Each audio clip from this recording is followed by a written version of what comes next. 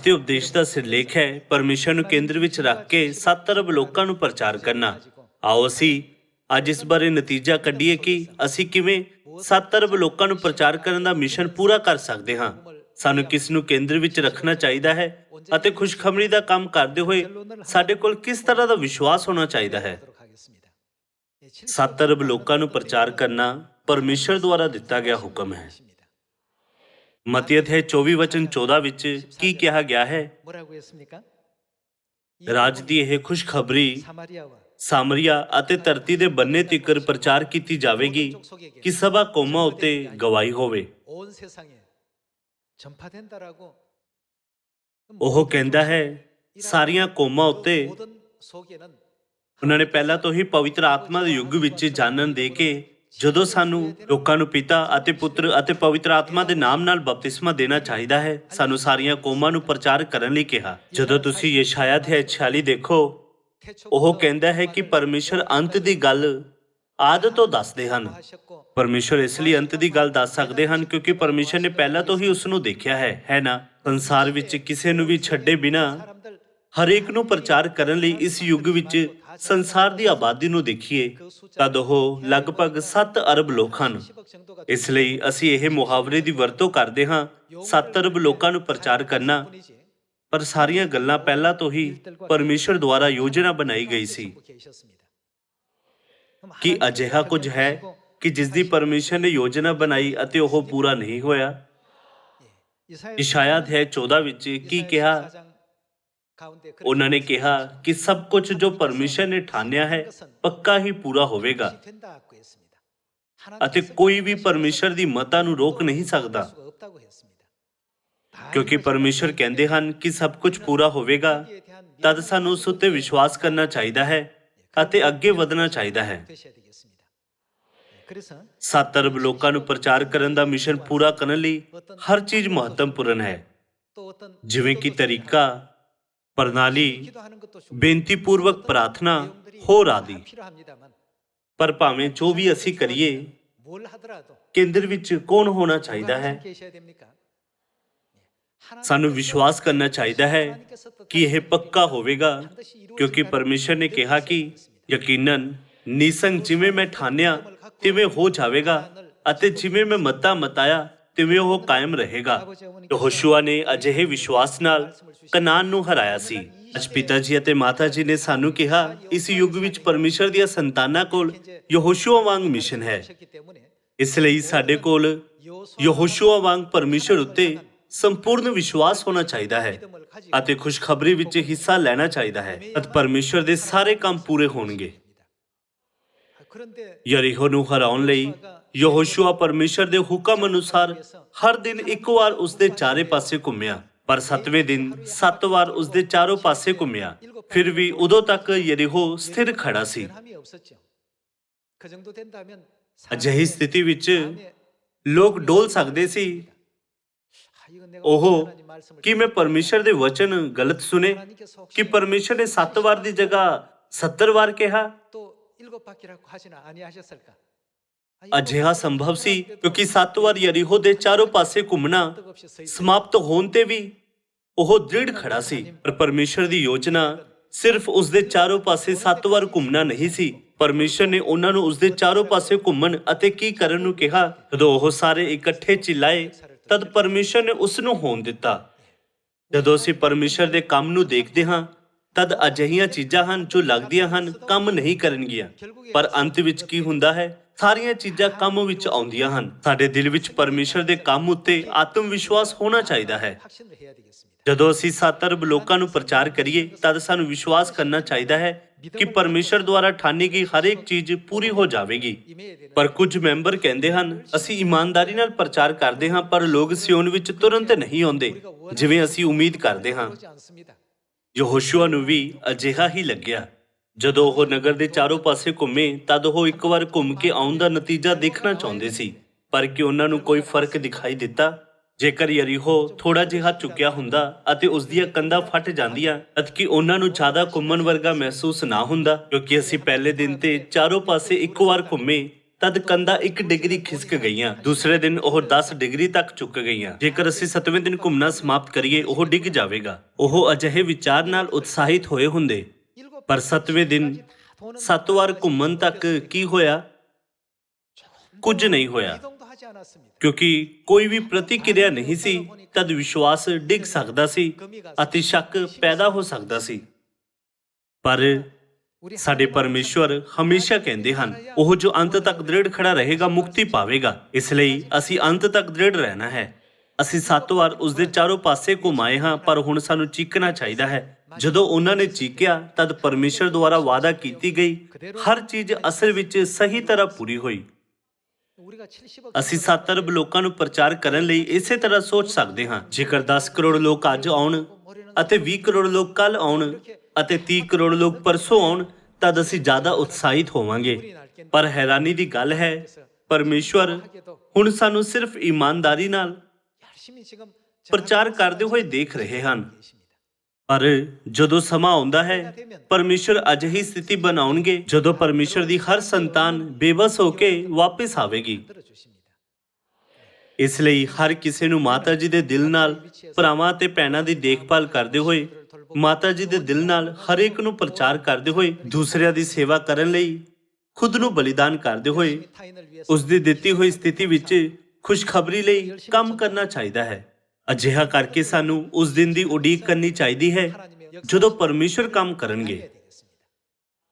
ਯਰੀਹੋ ਦੇ ਚਾਰੋਂ ਪਾਸੇ 7ਵੇਂ ਦਿਨ 7 ਵਾਰ ਘੁੰਮਣਾ ਸਮਾਪਤ ਕਰਨ ਤੋਂ ਬਾਅਦ ਵੀ ਯਰੀਹੋ ਸਥਿਰ ਖੜਾ ਸੀ। ਹਾਲਾਂਕਿ ਪਰਮੇਸ਼ਰ ਦੇ ਵਾਅਦੇ ਵਿੱਚ ਇੱਕ ਹੋਰ ਚੀਜ਼ ਕਰਨੀ ਸੀ, ਉਹ ਸੀ ਚੀਕਣਾ। ਜਦੋਂ ਉਹਨਾਂ ਨੇ ਇਕੱਠੇ ਚੀਕਿਆ, ਉਦੋਂ ਕੰਮ ਪੂਰਾ ਹੋ ਗਿਆ। ਇਸ ਲਈ ਅੰਤ ਦੇਖਣ ਤੋਂ ਪਹਿਲਾਂ ਸਾਨੂੰ ਵਿਚਕਾਰ ਰਾਸਤੇ ਵਿੱਚ ਹਾਰ ਨਹੀਂ ਮੰਨਣੀ ਚਾਹੀਦੀ। ਇਸ ਲਈ ਅੱਜ ਆਓ ਅਸੀਂ ਸੰਪੂਰਨ ਰੂਪ ਨਾਲ ਵਿਸ਼ਵਾਸ ਕਰਕੇ ਕਿ 7 ਅਰਬ ਲੋਕਾਂ ਨੂੰ ਪ੍ਰਚਾਰ ਕਰਨ ਦਾ ਮਿਸ਼ਨ ਯਕੀਨਨ ਰੂਪ ਨਾਲ ਪੂਰਾ ਹੋਵੇਗਾ। ਵਿਸ਼ਵਾਸ ਦੀ ਦੌੜ ਵਿੱਚ ਹਿੱਸਾ ਲਈਏ। ਆਓ ਅਸੀਂ ਅਯੂਬ ਅਧਿਆਇ 22 ਵਚਨ 21 ਨੂੰ ਦੇਖੀਏ। ਉਹਦੇ ਨਾਲ ਮਿਲਿਆ ਰਹੋ ਅਤੇ ਸੁਖੀ ਰਹੋ, ਨੇਕੀ ਤੇਰੇ ਉੱਤੇ ਆਵੇਗੀ। ਸਾਨੂੰ ਪਰਮੇਸ਼ਵਰ ਦੇ ਨੇੜੇ ਰਹਿਣਾ ਚਾਹੀਦਾ ਹੈ। ਇਹ ਲਿਖਿਆ ਹੈ, ਤੁਸੀਂ ਸੁਖੀ ਰਹੋ, ਨੇਕੀ ਤੇਰੇ ਉੱਤੇ ਆਵੇਗੀ। ਹੁਣ ਉਹਦੇ ਮੂੰਹ ਦੀ ਸਿੱਖਿਆ ਸੁਣ ਅਤੇ ਉਹਦੇ ਬਚਨਾਂ ਨੂੰ ਆਪਣੇ ਦਿਲਾਂ ਵਿੱਚ ਰੱਖ। ਦੂਸਰੇ ਸ਼ਬਦਾਂ ਵਿੱਚ ਪਰਮੇਸ਼ਰ ਦੇ ਵਚਨਾਂ ਨੂੰ ਆਪਣੇ ਦਿਲਾਂ ਉੱਤੇ ਚਿਤਰਿਤ ਕਰੋ। ਆਓ ਅਸੀਂ ਵਚਨ 23 ਨਾਲ ਜਾਰੀ ਰਹੀਏ। ਜੇ ਤੂੰ ਸਰਬ ਸ਼ਕਤੀਮਾਨ ਵੱਲ ਮੁੜੇ ਤਾਂ ਤੂੰ ਬਣਿਆ ਰਹੇਗਾ। ਜੇ ਤੂੰ ਬਦੀ ਆਪਣੇ ਤੰਬੂਆਂ ਤੋਂ ਦੂਰ ਕਰੇ ਤਾਂ ਤੂੰ ਕੀ ਬਣਿਆ ਰਹੇਗਾ? ਜਿਵੇਂ ਅਸੀਂ ਸਭ ਚਾਹੁੰਦੇ ਹਾਂ, ਅਸੀਂ ਆਤਮਿਕ ਰੂਪ ਨਾਲ ਬਣੇ ਰਹਾਂਗੇ ਅਤੇ ਸਾਡੀ ਭਲਾਈ ਹੋਵੇਗੀ। ਵਿਸ਼ਵਾਸ ਦੇ ਸਭ ਕੰਮ ਪਰਮੇਸ਼ਰ ਉੱਤੇ ਨਿਰਭਰ ਹਨ ਅਤੇ ਜਦੋਂ ਅਸੀਂ ਪਰਮੇਸ਼ਰ ਦੇ ਨੇੜੇ ਆਈਏ, ਫਿਰ ਅਸੀਂ ਬਣੇ ਰਹਾਂਗੇ। ਆਓ ਅਸੀਂ ਵਚਨ 24 ਦੇਖੀਏ। ਜੇ ਤੂੰ ਸੋਨਾ ਖੇ ਵਿੱਚ, ਸਗੋਂ ਅਫੀਰ ਦਾ ਸੋਨਾ ਨਦੀਆਂ ਦੇ ਪੱਥਰਾਂ ਵਿੱਚ ਪਾ ਦੇਵੇ, ਤੁਹਾਡੇ ਕੋਲ ਦੀਆਂ ਚੀਜ਼ਾਂ ਵਿੱਚੋਂ ਜੇਕਰ ਕੁਝ ਅਜਿਹਾ ਹੈ ਜਿਸ ਨੂੰ ਤੁਸੀਂ ਪਰਮੇਸ਼ਰ ਤੋਂ ਉੱਤਮ ਮੰਨਦੇ ਹੋ, ਤਦ ਇੱਥੇ ਇਹ ਕਹਿੰਦਾ ਹੈ, ਉਹਨਾਂ ਨੂੰ ਆਪਣੇ ਮਨਾਂ ਤੋਂ ਕੱਢ ਦਿਓ। ਜੇ ਸਰਵ ਸ਼ਕਤੀਮਾਨ ਤੇਰਾ ਸੋਨਾ ਅਤੇ ਤੇਰੀ ਅਨਮੋਲ ਚਾਂਦੀ ਹੋਵੇ, ਤਦ ਤਾਂ ਤੂੰ ਸਰਵ ਸ਼ਕਤੀਮਾਨ ਨਾਲ ਨਿਹਾਲ ਹੋਵੇਗਾ ਅਤੇ ਆਪਣਾ ਮੂੰਹ ਪਰਮੇਸ਼ਰ ਵੱਲ ਚੁੱਕੇਗਾ। ਤੂੰ ਉਹਦੇ ਅੱਗੇ ਬੇਨਤੀ ਕਰੇਗਾ ਅਤੇ ਉਹ ਤੇਰੀ ਸੁਣੂਗਾ ਅਤੇ ਤੂੰ ਆਪਣੀਆਂ ਸੁੱਖਣਾ ਪੂਰੀਆਂ ਕਰੇਗਾ ਜਿਸ ਗੱਲ ਲਈ ਤੇਰਾ ਮਨਸਾ ਹੋਵੇਗਾ, ਉਹ ਤੇਰੇ ਲਈ ਠਹਿਰਾਈ ਜਾਵੇਗੀ ਅਤੇ ਚਾਨਣ ਤੇਰੇ ਰਾਹਾਂ ਉੱਤੇ ਚਮਕੇਗਾ। ਇਹ ਯਕੀਨਨ ਹੀ ਪੂਰਾ ਹੋਵੇਗਾ। ਜਦੋਂ ਅਸੀਂ ਪਰਮੇਸ਼ਰ ਨੂੰ ਤਨ ਮੰਨ ਕੇ ਕੰਮ ਕਰੀਏ ਤਾਂ ਚੀਜ਼ਾਂ ਬਣੀਆਂ ਰਹਿਣਗੀਆਂ। ਜੇਕਰ ਸਾਡੇ ਕੋਲ ਸਾਡੇ ਦਿਲਾਂ ਦੇ ਕੇਂਦਰ ਵਿੱਚ ਪਰਮੇਸ਼ਰ ਨਹੀਂ ਹਨ, ਜੇਕਰ ਅਸੀਂ ਪਰਮੇਸ਼ਰ ਨਾਲ ਪਿਆਰ ਨਾ ਕਰੀਏ ਅਤੇ ਜੇਕਰ ਅਸੀਂ ਪਰਮੇਸ਼ਰ ਤੋਂ ਦੂਰ ਰਹੀਏ, ਤਦ ਭਾਵੇਂ ਅਸੀਂ ਕੁਝ ਵੀ ਹਾਸਿਲ ਕਰਨ ਦੀ ਕੋਸ਼ਿਸ਼ ਕਰੀਏ, ਉਹ ਕਦੇ ਬਣਿਆ ਨਹੀਂ ਰਹੇਗਾ। ਜਦੋਂ ਪਰਮੇਸ਼ਰ ਖੁਦ ਸਾਡੀ ਕੀਮਤੀ ਵਸਤੂ ਅਤੇ ਸਾਡੇ ਲਈ ਚਮਕਦਾਰ ਚਾਂਦੀ ਹੋਣਗੇ, ਚਾਨਣ ਤੇਰੇ ਰਾਹਾਂ ਉੱਤੇ ਚਮਕੇਗਾ। ਜਦ ਉਹ ਤੈਨੂੰ ਨੀਚਾ ਕਰਨ ਤਾਂ ਤੂੰ ਆਖੇਗਾ, ਪਾਈਏ ਤਾਂ ਉੱਚਾ ਹੋਣਾ ਹੈ ਅਤੇ ਨੀਵੀਆਂ ਅੱਖਾਂ ਵਾਲੇ ਨੂੰ ਬਚਾਵੇਗਾ। ਸਾਰੇ ਲੋਕੋ, 7 ਅਰਬ ਲੋਕਾਂ ਲਈ ਖੁਸ਼ਖਬਰੀ ਪ੍ਰਸ਼ਾਸਨ ਦੀ ਕੁੰਜੀ ਇਹੀ ਹੈ। ਸਾਰੇ ਜਵਾਬ ਅਯੂਬ ਅਧਿਆਇ 22 ਵਚਨ 21 ਵਿੱਚ ਹਨ। ਜੇਕਰ ਅਸੀਂ ਸਭ 70 ਅਰਬ ਲੋਕਾਂ ਨੂੰ ਦੂਸਰੇ ਤਰੀਕੇ ਨਾਲ ਪ੍ਰਚਾਰ ਕਰਨ ਦੀ ਕੋਸ਼ਿਸ਼ ਕਰੀਏ ਤਾਂ ਇਹ ਸੱਚਮੁੱਚ ਔਖਾ ਅਤੇ ਮੁਸ਼ਕਿਲ ਹੋਵੇਗਾ। ਪਰ ਸਾਡੇ ਪਰਮੇਸ਼ਰ ਨੇ ਸਾਨੂੰ ਸਪਸ਼ਟ ਰੂਪ ਨਾਲ ਕਿਹਾ, ਇਸ ਖੁਸ਼ਖਬਰੀ ਦਾ ਪ੍ਰਚਾਰ ਸਾਰੀਆਂ ਕੌਮਾਂ ਵਿੱਚ ਕੀਤਾ ਜਾਵੇਗਾ ਅਤੇ ਉਦੋਂ ਮੁਕਤੀ ਦੇ ਕੰਮ ਦਾ ਅੰਤ ਹੋਵੇਗਾ। ਜਦੋਂ ਮੁਕਤੀ ਦੇ ਕੰਮ ਦਾ ਅੰਤ ਹੋਵੇਗਾ, ਉਦੋਂ ਪਰਮੇਸ਼ਰ ਦੁਸ਼ਟਾਂ ਦਾ ਨਿਆਂ ਕਰਨਗੇ ਅਤੇ ਧਰਮੀਆਂ ਨੂੰ ਸਦੀਪਕ ਸਵਰਗ ਦੇ ਰਾਜ ਵਿੱਚ ਲੈ ਜਾਣਗੇ, ਹੈ ਨਾ? ਪਰ ਸਾਨੂੰ ਮੁਕਤੀ ਲਈ ਕੰਮ ਕੀਤੇ ਬਿਨਾਂ ਸਿਰਫ ਇਹ ਨਹੀਂ ਸੋਚਣਾ ਚਾਹੀਦਾ, ਪਰਮੇਸ਼ਰ ਕਦੋਂ ਆਣਗੇ, ਮੈਂ ਕਦੋਂ ਸਵਰਗ ਜਾ ਸਕਦਾ ਹਾਂ। ਪਰਮੇਸ਼ਵਰ ਨੇ ਚੀਜ਼ਾਂ ਦੇ ਕ੍ਰਮ ਨੂੰ ਸਥਿਤ ਕੀਤਾ। ਅੱਜ ਦੀ ਇਹ ਖੁਸ਼ਖਬਰੀ ਸਾਰੇ ਜਗਤ ਵਿੱਚ ਪ੍ਰਚਾਰ ਕੀਤੀ ਜਾਵੇਗੀ, ਸਾਰੀਆਂ ਕੌਮਾਂ ਉੱਤੇ ਗਵਾਹੀ ਹੋਵੇ। ਖੁਸ਼ਖਬਰੀ ਪ੍ਰਚਾਰ ਕੀਤੀ ਜਾਵੇਗੀ। ਮੁਕਤੀ ਦੇ ਦਿਨ ਨੂੰ ਦੇਖਣ ਤੋਂ ਪਹਿਲਾਂ ਕੁਝ ਅਨੁਕ੍ਰਮ ਹਨ। ਮਤੀ ਅਧਿਆਇ 24 ਵਿੱਚ ਯੀਸ਼ੂ ਨੇ ਸਾਨੂੰ ਅਨੁਕ੍ਰਮ ਬਾਰੇ ਦੱਸਿਆ। ਇਸੇ ਕਰਕੇ ਮੁਕਤੀ ਦੇ ਦਿਨ ਵੱਲ ਅੱਗੇ ਦੇਖਦੇ ਹੋਏ ਅਸੀਂ 7 ਅਰਬ ਲੋਕਾਂ ਨੂੰ ਪ੍ਰਚਾਰ ਕਰਨ ਦਾ ਅੰਦੋਲਨ ਕਰ ਰਹੇ ਹਾਂ, ਹੈ ਨਾ? ਸਾਨੂੰ ਸਾਰੇ ਲੋਕਾਂ ਦੀ ਅਗਵਾਈ ਪ੍ਰਾਸ਼ਚਿਤ ਵੱਲ ਕਰਨੀ ਚਾਹੀਦੀ ਹੈ ਤਾਂ ਜੋ ਉਹ ਪਰਮੇਸ਼ਵਰ ਤੋਂ ਮੁਕਤੀ ਪਾ ਸਕਣ। ਸਾਡੇ ਵਿੱਚ ਬਹੁਤ ਸਾਰੇ ਧਨ ਹਨ। ਕਿਸੇ ਲਈ ਚੀਜ਼ਾਂ ਧਨ ਹੋ ਸਕਦੀਆਂ ਹਨ ਅਤੇ ਕਿਸੇ ਲਈ ਬੱਚੇ ਧਨ ਹੋ ਸਕਦੇ ਹਨ ਅਤੇ ਕਿਸੇ ਲਈ ਸਤਿਕਾਰ ਧਨ ਹੋ ਸਕਦਾ ਹੈ ਤੇ ਕਿਸੇ ਲਈ ਜਾਇਦਾਦ ਅਤੇ ਪ੍ਰਸਿੱਧੀ ਧਨ ਹੋ ਸਕਦੀ ਹੈ। ਉਹ ਸਭ ਤਰ੍ਹਾਂ ਦੇ ਧਨ ਹਨ। ਜੇਕਰ ਅਸੀਂ ਅਜਿਹੇ ਧਨ ਨੂੰ ਪਰਮੇਸ਼ਰ ਦੇ ਸਾਹਮਣੇ ਰੱਖੀਏ ਤਦ ਆਤਮਿਕ ਸਥਿਤੀ ਵਿੱਚ ਹਰ ਇੱਕ ਚੀਜ਼ ਵਿੱਚ ਰੁਕਾਵਟ ਹੋਵੇਗੀ। ਇਹ ਅਜਿਹਾ ਹੈ ਜਿਵੇਂ ਤੁਸੀਂ ਅੱਖਾਂ ਉੱਤੇ ਪੱਟੀ ਲਗਾ ਕੇ ਅੱਗੇ ਦੇਖਣ ਦੀ ਕੋਸ਼ਿਸ਼ ਕਰ ਰਹੇ ਹੋ। ਚੀਜ਼ਾਂ ਨੂੰ ਸਪਸ਼ਟ ਰੂਪ ਨਾਲ ਦੇਖਣ ਲਈ ਤੁਹਾਨੂੰ ਅੱਖਾਂ ਦੀਆਂ ਪੱਟੀਆਂ ਹਟਾਉਣੀਆਂ ਚਾਹੀਦੀਆਂ ਹਨ। ਜਦੋਂ ਅਸੀਂ ਹਰ ਇੱਕ ਚੀਜ਼ ਨੂੰ ਪਰਮੇਸ਼ਵਰ ਦੇ ਦ੍ਰਿਸ਼ਟੀਕੋਣ ਨਾਲ ਦੇਖੀਏ ਤਦ ਅਸੀਂ ਸਾਰੀਆਂ ਚੀਜ਼ਾਂ ਸਪਸ਼ਟ ਰੂਪ ਨਾਲ ਦੇਖ ਸਕਦੇ ਹਾਂ। ਅਸੀਂ ਬਿਨਾਂ ਰੁਕਾਵਟ ਤੋਂ ਮੁਕਤੀ ਦੇ ਕੰਮ ਨੂੰ ਸਮਝ ਸਕਦੇ ਹਾਂ ਜਿਸ ਨੂੰ ਪਰਮੇਸ਼ਰ ਪੂਰਾ ਕਰਨਾ ਚਾਹੁੰਦੇ ਹਨ। ਪਰ ਅਸੀਂ ਹਮੇਸ਼ਾ ਅੱਖਾਂ ਦੀਆਂ ਪੱਟੀਆਂ ਨੂੰ ਨਾਲ ਰੱਖਦੇ ਹਾਂ। ਸਾਮਗਰੀਆਂ, ਸਤਿਕਾਰ ਅਤੇ ਸੰਸਾਰਿਕ ਚੀਜ਼ਾਂ ਨਾਮਕ ਅੱਖਾਂ ਦੀਆਂ ਪੱਟੀਆਂ ਹਨ, ਕਿਉਂਕਿ ਅਸੀਂ ਉਹਨਾਂ ਨੂੰ ਕੀਮਤੀ ਮੰਨਦੇ ਹਾਂ ਅਤੇ ਉਹਨਾਂ ਬਾਰੇ ਪਹਿਲਾਂ ਸੋਚਦੇ ਹਾਂ। ਤਦ ਅਸੀਂ ਸਪਸ਼ਟ ਰੂਪ ਨਾਲ ਪਰਮੇਸ਼ਰ ਦੇ ਮੁਕਤੀ ਦੇ ਕੰਮ ਨੂੰ ਦੇਖਣ ਵਿੱਚ ਅਸਫਲ ਹੋ ਸਕਦੇ ਹਾਂ।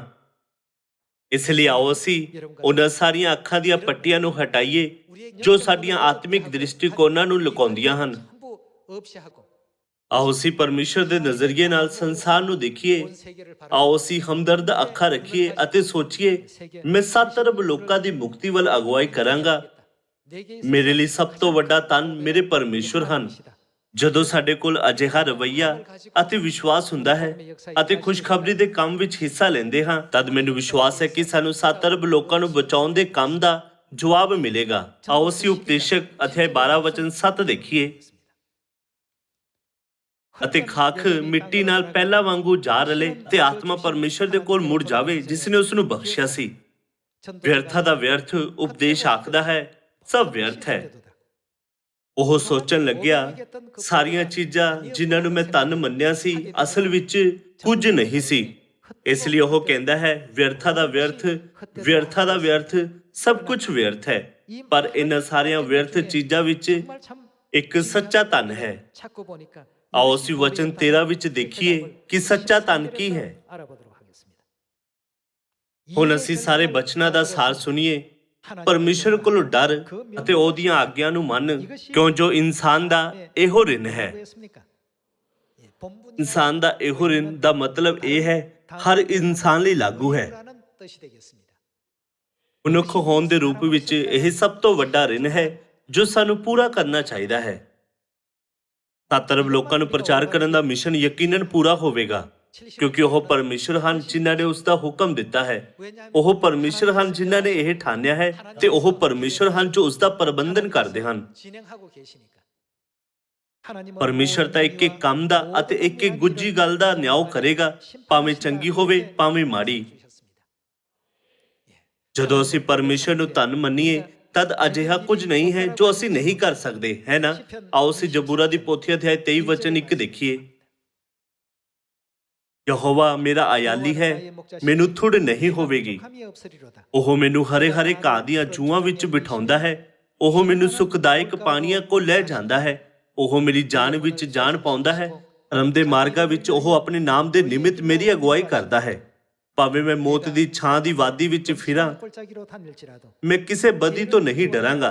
ਤੂੰ ਜੋ ਮੇਰੇ ਨਾਲ ਹੈ, ਤੇਰੀ ਸੋਟੀ ਤੇ ਤੇਰੀ ਲਾਠੀ ਇਹ ਮੈਨੂੰ ਤਸੱਲੀ ਦਿੰਦੀਆਂ ਹਨ। ਤੂੰ ਮੇਰੇ ਵਿਰੋਧੀਆਂ ਦੇ ਸਨਮੁਖ ਮੇਰੇ ਅੱਗੇ ਮੇਜ਼ ਵਿਛਾਉਂਦਾ ਹੈ ਤੇ ਮੇਰੇ ਸਿਰ ਉੱਤੇ ਤੇਲ ਚੱਸਿਆ ਹੈ। ਮੇਰਾ ਕਟੋਰਾ ਭਰਿਆ ਹੋਇਆ ਹੈ। ਸੱਚਮੁੱਚ ਭਲਾਈ ਅਤੇ ਦਇਆ ਜੀਵਨ ਭਰ ਮੇਰਾ ਪਿੱਛਾ ਕਰਨਗੀਆਂ ਅਤੇ ਮੈਂ ਸਦਾ ਯਹੋਵਾ ਦੇ ਘਰ ਵਿੱਚ ਵਸਾਂਗਾ। ਪਰਮੇਸ਼ਰ ਸਾਡੇ ਆਯਾਲੀ ਹਨ। ਤਦ ਕਿ ਸਾਨੂੰ ਕੁਝ ਥੁੜ ਹੈ? ਸਾਨੂੰ ਬਿਲਕੁਲ ਥੁੜ ਨਹੀਂ ਹੈ।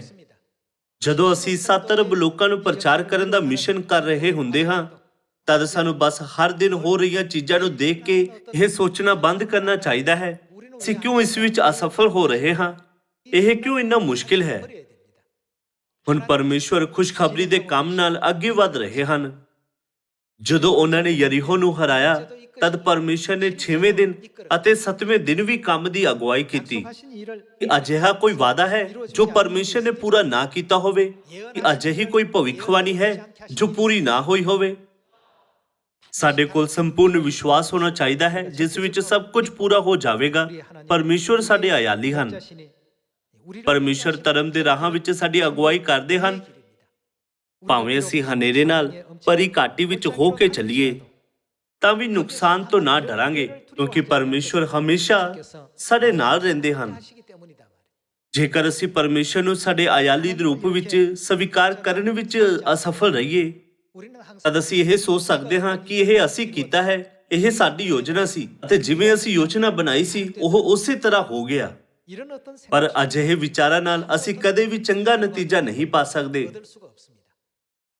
ਜੋ ਕੁਝ ਵੀ ਅਸੀਂ ਕਰਦੇ ਹਾਂ ਉਹਨਾਂ ਕੰਮਾਂ ਵਿੱਚ ਸਾਡੇ ਕੋਲ ਇਹ ਵਿਸ਼ਵਾਸ ਹੋਣਾ ਚਾਹੀਦਾ ਹੈ ਕਿ ਪਰਮੇਸ਼ਰ ਖੁਦ ਇਸ ਕੰਮ ਦੀ ਅਗਵਾਈ ਕਰ ਰਹੇ ਹਨ। ਜਦੋਂ ਅਸੀਂ ਪਹਿਲੇ ਅਤੇ ਹੁਣ ਦੇ ਚਰਚ ਆਫ ਗੋਡ ਦੀ ਤੁਲਨਾ ਕਰਦੇ ਹਾਂ ਤਦ ਅਸੀਂ ਸਮਝ ਸਕਦੇ ਹਾਂ ਕਿ ਪਰਮੇਸ਼ਵਰ ਨੇ ਇਸ ਤਰ੍ਹਾਂ ਸਭ ਕੰਮਾਂ ਦੀ ਅਗਵਾਈ ਕੀਤੀ। ਬਾਈਬਲ ਅਤੇ ਨਬੀਆਂ ਨੇ ਸਾਨੂੰ ਸਾਡੇ ਪਰਮੇਸ਼ਰ ਬਾਰੇ ਸਿਖਾਇਆ ਹੈ। ਆਓ ਅਸੀਂ ਕੁਲੀਸੀਆ ਅਧਿਆਇ 2 ਵਚਨ 2 ਨੂੰ ਦੇਖੀਏ। ਅਧਿਆਇ 2 ਵਚਨ 2, ਤਾਂ ਜੋ ਉਹਨਾਂ ਦੇ ਦਿਲਾਂ ਨੂੰ ਤਸੱਲਾ ਹੋਵੇ ਅਤੇ ਉਹ ਪ੍ਰੇਮ ਵਿੱਚ ਗੁੰਦੇ ਰਹਿਣ, ਭਾਈ ਉਹ ਸਮਝ ਦੀ ਪੂਰੀ ਨੇਚਾ ਦੇ ਸਾਰੇ ਧਨ ਨੂੰ ਪ੍ਰਾਪਤ ਹੋ ਜਾਣ ਅਤੇ ਪਰਮੇਸ਼ਰ ਦੇ ਭੇਤ ਨੂੰ ਜਾਣ ਲੈਣ, ਅਰਥਾਤ ਮਸੀਹ ਨੂੰ। ਜਦੋਂ ਅਸੀਂ ਮਸੀਹ ਨੂੰ ਮਹਿਸੂਸ ਕਰਦੇ ਹਾਂ ਜੋ ਸਰੀਰ ਵਿੱਚ ਇਸ ਧਰਤੀ ਉੱਤੇ ਆਏ ਤਦ ਉਹਨਾਂ ਵਿੱਚ ਕੀ ਗੁਪਤ ਹਨ? ਬੁੱਧੀ ਅਤੇ ਗਿਆਨ ਦੇ ਸਾਰੇ ਖਜ਼ਾਨੇ ਗੁਪਤ ਹਨ। ਜਦੋਂ ਅਸੀਂ ਮਸੀਹ ਜੋ ਸਰੀਰ ਵਿੱਚ ਧਰਤੀ ਉੱਤੇ ਆਏ ਹਨ ਅਤੇ ਆਤਮਾ ਤੇ ਲਾੜੀ ਜੋ ਪਵਿੱਤਰ ਆਤਮਾ ਦੇ ਯੁੱਗ ਵਿੱਚ ਪ੍ਰਗਟ ਹੁੰਦੇ ਹਨ ਦੇ ਬਾਰੇ ਵਿੱਚ ਸੋਚਦੇ ਹਾਂ, ਸਾਨੂੰ ਯਾਦ ਆਉਂਦਾ ਹੈ ਜੋ ਯਸ਼ਾਇਆ ਨਬੀ ਨੇ ਲਿਖਿਆ ਸੀ, ਉਹ ਅਜਿਹੀ ਸੁੱਕੀ ਧਰਤੀ ਵਿੱਚੋਂ ਜੜ ਵਾਂਗੂ ਫੁੱਟ ਨਿਕਲਿਆ। ਉਸ ਦਾ ਨਾ ਕੋਈ ਰੂਪ ਸੀ ਨਾ ਹੀ ਕੋਈ ਸਰੂਪ ਸੀ ਤੇ ਜਦ ਅਸੀਂ ਉਸ ਨੂੰ ਦੇਖੀਏ ਤਾਂ ਕੋਈ ਸੁਹੱਪਣ ਨਹੀਂ ਪਾਈ ਅਸੀਂ ਉਹਨੂੰ ਪਸੰਦ ਕਰੀਏ। ਮਸੀਹ ਦੇ ਨਿਰਮਲ ਸਰੂਪ ਨੂੰ ਦੇਖਦੇ ਹੋਏ ਲੋਕ ਸੋਚਦੇ ਹਨ ਕਿ ਉਹ ਅਸਲ ਵਿੱਚ ਇਹ ਕਰ ਸਕਦੇ ਹਨ, ਕਿ ਉਹਨਾਂ ਕੋਲ ਕੋਈ ਬੁੱਧੀ ਜਾਂ ਸ਼ਕਤੀ ਹੈ, ਕਿ ਇਹਨਾਂ ਨੇ ਸੱਚਮੁੱਚ ਬ੍ਰਹਿਮੰਡ ਅਤੇ ਸਭ ਵਸਤੂਆਂ ਦੀ ਸ੍ਰਿਸ਼ਟੀ ਕੀਤੀ ਹੈ। ਅਜਿਹੇ ਵਿਚਾਰਾਂ ਨਾਲ ਦੁਖੀ ਹੋ ਕੇ ਬਹੁਤ ਸਾਰੇ ਲੋਕਾਂ ਨੇ ਯਿਸੂ ਤੋਂ ਕੁਝ ਨਹੀਂ ਮੰਗਿਆ ਤੇ ਉਹ ਮਸੀਹ ਵਿੱਚ ਗੁਪਤ ਬੁੱਧੀ ਅਤੇ ਗਿਆਨ ਨੂੰ ਨਹੀਂ ਪਾ ਸਕੇ।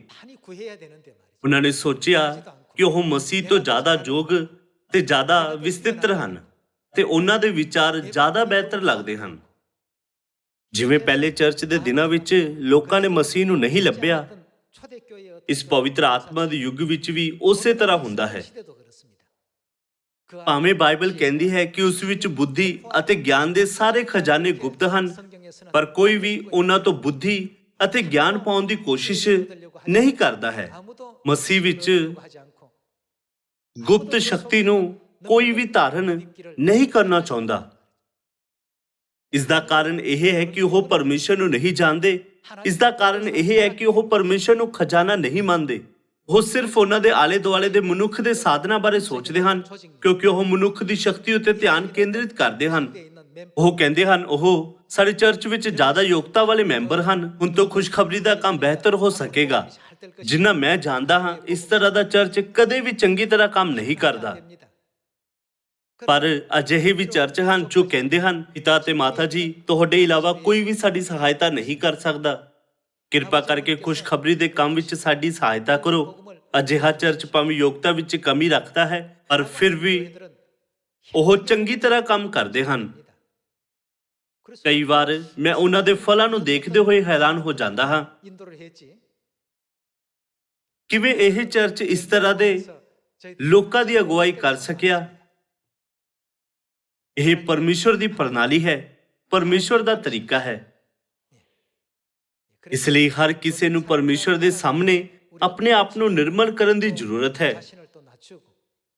ਇਸ ਧਰਤੀ ਉੱਤੇ ਮਨੁੱਖ ਜੋ ਕਰਦੇ ਹਨ, ਉਹਨਾਂ ਵਿੱਚ ਕੋਈ ਵੀ ਅਜਿਹਾ ਕੰਮ ਨਹੀਂ ਹੈ ਜੋ ਪਰਮੇਸ਼ਰ ਦੇ ਕੰਮ ਤੋਂ, ਜਿਸ ਨੂੰ ਉਹ ਚਲਾ ਰਹੇ ਹਨ, ਜ਼ਿਆਦਾ ਵੱਡਾ ਹੋਵੇ। ਬ੍ਰਹਿਮੰਡ ਬਾਰੇ ਸੋਚੋ। ਇਹ ਕਿਹਾ ਜਾਂਦਾ ਹੈ ਕਿ ਸਾਡੀ ਆਕਾਸ਼ ਗੰਗਾਵਾਂ ਵਿੱਚ ਲਗਭਗ 200 ਅਰਬ ਤਾਰੇ ਹਨ।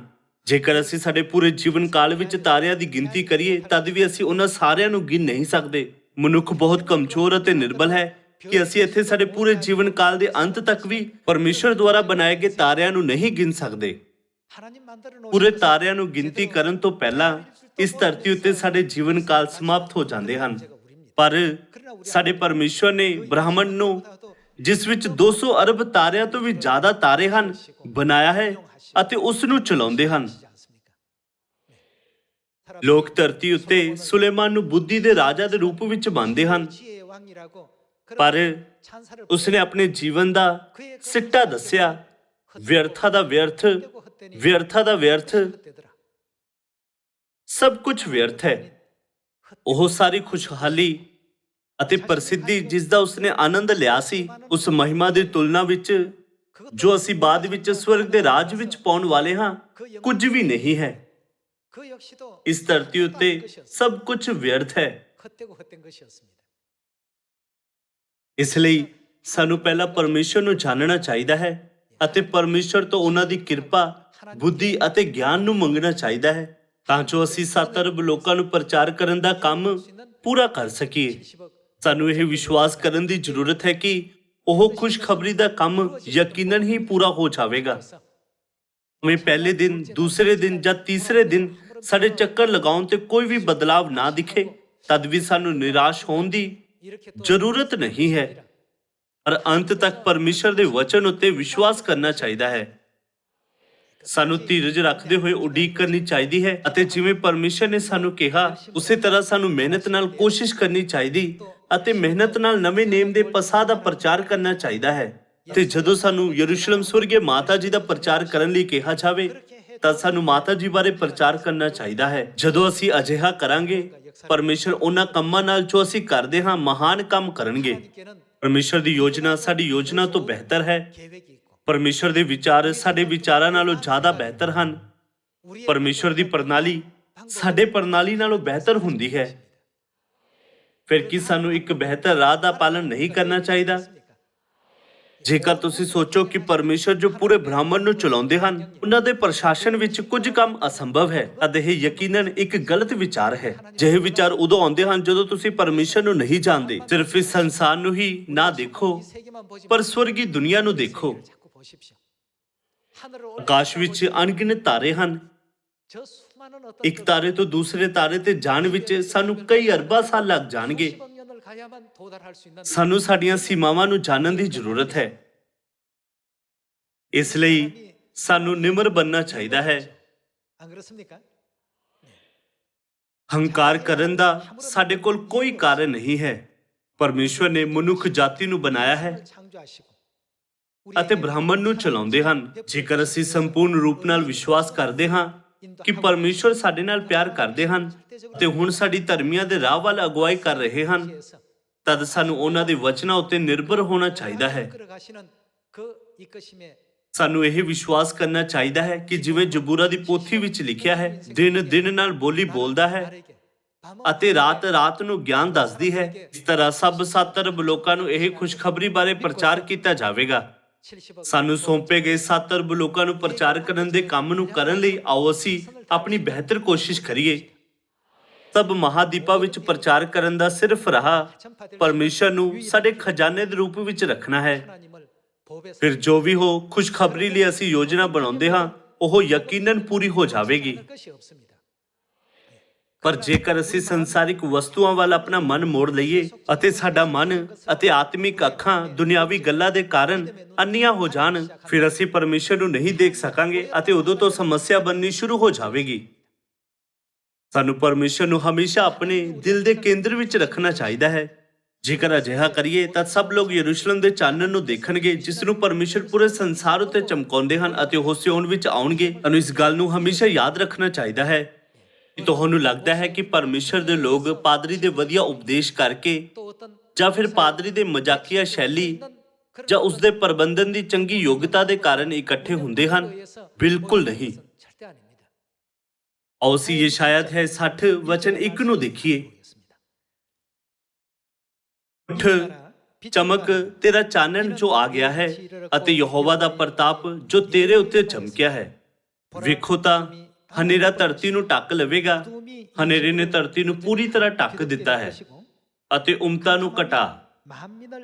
ਹਨੇਰੇ ਨੇ ਲੋਕਾਂ ਦੀਆਂ ਅੱਖਾਂ, ਕੰਨਾਂ ਅਤੇ ਮਨਾਂ ਨੂੰ ਢੱਕਿਆ ਹੈ। ਪਰ ਯਹੋਵਾ ਤੇਰੇ ਉੱਤੇ ਚਮਕੇਗਾ ਅਤੇ ਉਹਦਾ ਪ੍ਰਤਾਪ ਤੇਰੇ ਉੱਤੇ ਵਿਖਾਈ ਦੇਵੇਗਾ।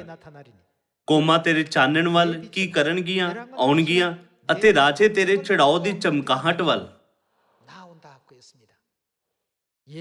ਇਹ ਲਿਖਿਆ ਹੈ ਕਿ ਸਾਰੀਆਂ ਕੌਮਾਂ ਯਰੂਸ਼ਲਮ ਦੀ ਮਹਿਮਾ ਦੇਖਣਗੀਆਂ ਅਤੇ ਉਸਦੇ ਚਾਨਣ ਵੱਲ ਆਉਣਗੀਆਂ।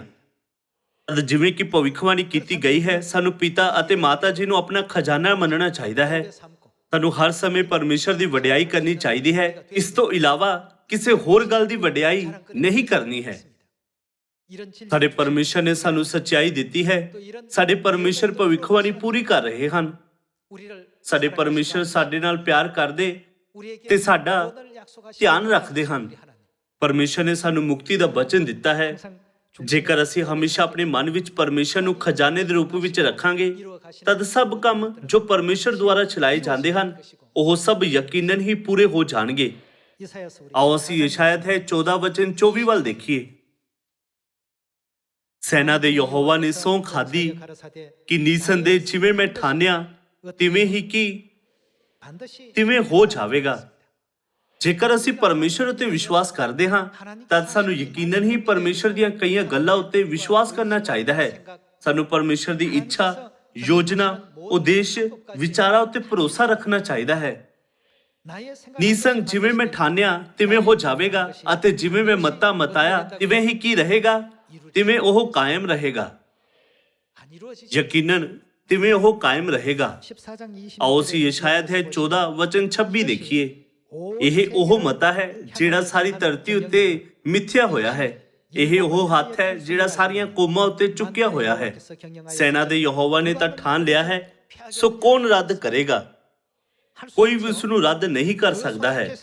ਉਹਦਾ ਹੱਥ ਚੁੱਕਿਆ ਹੋਇਆ ਹੈ, ਸੋ ਕੌਣ ਉਹਨੂੰ ਰੋਕੇਗਾ? ਸਭ ਤੋਂ ਬਿਹਤਰ ਰਾਹ ਪਰਮੇਸ਼ਰ ਨੂੰ ਸਾਡਾ ਖਜ਼ਾਨਾ ਬਣਾਉਣਾ ਹੈ। ਜੇਕਰ ਸਾਡੇ ਮਨ ਵਿੱਚ ਕੁਝ ਹੋਰ ਹੈ ਤਦ ਸਾਨੂੰ ਉਸ ਨੂੰ ਜਲਦੀ ਹੀ ਕੱਢ ਦੇਣਾ ਚਾਹੀਦਾ ਹੈ ਅਤੇ ਪਰਮੇਸ਼ਰ ਨੂੰ ਸਾਡੇ ਮਨ ਦੀ ਡੂੰਘਾਈ ਨਾਲ ਖਜ਼ਾਨਾ ਬਣਾਉਣਾ ਚਾਹੀਦਾ ਹੈ। ਜੇਕਰ ਅਸੀਂ ਇਸ ਸਥਿਤੀ ਵਿੱਚ ਜਿੱਥੇ ਸਾਡੇ ਕੋਲ ਪਰਮੇਸ਼ਰ ਸਾਡੇ ਖਜ਼ਾਨੇ ਦੇ ਰੂਪ ਵਿੱਚ ਨਾ ਹੋਣ, ਕੰਮ ਨੂੰ ਪੂਰਾ ਕਰਨ ਦੀ ਕੋਸ਼ਿਸ਼ ਕਰਦੇ ਹਾਂ, ਤਦ ਕੰਮ ਹੌਲੀ ਹੋ ਜਾਵੇਗਾ ਅਤੇ ਅੰਤ ਵਿੱਚ ਅਸਫਲਤਾ ਨਾਲ ਸਮਾਪਤ ਹੋ ਜਾਵੇਗਾ। ਅੱਜ ਆਓ ਅਸੀਂ ਪਰਮੇਸ਼ਰ ਦੀ ਇਸ ਇੱਛਾ ਨੂੰ ਪਰਮੇਸ਼ਰ ਨੂੰ ਕੇਂਦਰ ਵਿੱਚ ਰੱਖ ਕੇ 7 ਅਰਬ ਲੋਕਾਂ ਨੂੰ ਪ੍ਰਚਾਰ ਕਰਨਾ ਇੱਕ ਵਾਰ ਫਿਰ ਸਾਡੇ ਦਿਲਾਂ ਉੱਤੇ ਚਿਤਰਿਤ ਕਰ ਲਈਏ ਅਤੇ ਪੂਰੀ ਤਰ੍ਹਾਂ ਵਿਸ਼ਵਾਸ ਕਰੀਏ ਕਿ ਪਰਮੇਸ਼ਰ ਦੀ ਯੋਜਨਾ ਬਿਨਾਂ ਅਸਫਲ ਹੋਏ ਪੂਰੀ ਹੋ ਜਾਵੇਗੀ। ਭਾਵੇਂ ਨਤੀਜਾ 1 ਮਹੀਨੇ ਵਿੱਚ ਤੁਰੰਤ ਨਾ ਆਉਂਦਾ ਹੋਵੇ, ਤਦ ਵੀ ਪਰੇਸ਼ਾਨ ਨਾ ਹੋਵੋ। ਬਜਾਏ ਇਸ ਦੇ ਸਾਨੂੰ ਆਪਣੇ ਆਪ ਦੀ ਜਾਂਚ ਕਰਨੀ ਚਾਹੀਦੀ ਹੈ ਕਿ ਅਸੀਂ ਪਿਤਾ ਤੇ ਮਾਤਾ ਜੀ ਦੀਆਂ ਸਿੱਖਿਆਵਾਂ ਅਨੁਸਾਰ ਸਹੀ ਤਰੀਕੇ ਨਾਲ ਜੀ ਰਹੇ ਹਾਂ ਜਾਂ ਨਹੀਂ। ਜੇਕਰ ਸਾਨੂੰ ਕਿਹਾ ਜਾਵੇ ਇੱਕ ਦੂਸਰੇ ਵੱਲ ਵਿਚਾਰਸ਼ੀਲ ਰਹੋ, ਸਾਨੂੰ ਵਿਚਾਰਸ਼ੀਲ ਰਹਿਣਾ ਚਾਹੀਦਾ ਹੈ। ਜੇਕਰ ਸਾਨੂੰ ਇੱਕ ਦੂਸਰੇ ਨਾਲ ਇੱਕ ਹੋਣ ਲਈ ਕਿਹਾ ਜਾਵੇ ਤਦ ਸਾਨੂੰ ਇੱਕ ਹੋਣਾ ਚਾਹੀਦਾ ਹੈ। ਜੇਕਰ ਅਸੀਂ ਵਚਨਾਂ ਦਾ ਪਾਲਨ ਨਾ ਕਰੀਏ ਤਦ 7 ਅਰਬ ਲੋਕਾਂ ਨੂੰ ਪ੍ਰਚਾਰ ਕਰਨ ਦਾ ਕੰਮ ਕਦੇ ਵੀ ਪੂਰਾ ਨਹੀਂ ਹੋ ਸਕੇਗਾ। ਜੇਕਰ ਸਾਡੀ ਅਨਮੋਲ ਵਸਤੂ ਦੇ ਰੂਪ ਵਿੱਚ ਪਰਮੇਸ਼ਰ ਸਾਡੇ ਵਿੱਚ ਨਹੀਂ ਹਨ ਤਦ ਕਿ ਅਸੀਂ ਲੋਕਾਂ ਨੂੰ ਪ੍ਰਚਾਰ ਕਰਨ ਦਾ ਪਰਮੇਸ਼ਰ ਦਾ ਕੰਮ ਪੂਰਾ ਕਰ ਸਕਦੇ ਹਾਂ। ਪਰ ਹੁਣ ਸਾਡੇ ਮਨ ਵਿੱਚ ਬਹੁਤ ਤਰ੍ਹਾਂ ਦੀ ਅਸ਼ੁੱਧਤਾ ਹੈ ਕਿਉਂਕਿ ਅਸੀਂ ਪਰਮੇਸ਼ਰ ਦੇ ਸਾਹਮਣੇ ਸ਼ੁੱਧ ਸੋਨੇ ਵਾਂਗੂ ਨਹੀਂ ਦਿਖਾਈ ਦਿੰਦੇ। ਪਰਮੇਸ਼ਰ ਨੂੰ ਸਾਨੂੰ ਹੋਰ ਜ਼ਿਆਦਾ ਸ਼ੁੱਧ ਬਣਾਉਣ ਲਈ ਜ਼ਿਆਦਾ ਸਮੇਂ ਚਾਹੀਦਾ ਹੈ। ਜਦੋਂ ਸਾਡੇ ਕੋਲ ਸ਼ੁੱਧ ਵਿਸ਼ਵਾਸ ਹੋਵੇਗਾ ਅਤੇ ਪਰਮੇਸ਼ਰ ਨੂੰ ਆਪਣੀ ਕੀਮਤੀ ਵਸਤੂ ਬਣਾਉਣ ਵਾਲੀ ਮਾਨਸਿਕਤਾ ਹੋਵੇਗੀ, ਪਰਮੇਸ਼ਰ 7 ਅਰਬ ਲੋਕਾਂ ਨੂੰ ਬਚਾਉਣ ਲਈ ਸਾਡੇ ਵਿੱਚ ਹੋਰ ਜ਼ਿਆਦਾ ਸਮਰਥ ਨੂੰ ਦੇਣਗੇ। ਆਸ ਕਰਦੇ ਹੋਏ ਕਿ ਤੁਸੀਂ ਇਸ ਗੱਲ ਉੱਤੇ ਪੂਰੀ ਤਰ੍ਹਾਂ ਵਿਸ਼ਵਾਸ ਕਰੋਗੇ, ਮੈਂ ਅੱਜ ਦਾ ਉਪਦੇਸ਼ ਸਮਾਪਤ ਕਰਨਾ ਚਾਹੁੰਦਾ ਹਾਂ। ਤੁਹਾਡਾ ਬਹੁਤ ਬਹੁਤ ਧੰਨਵਾਦ।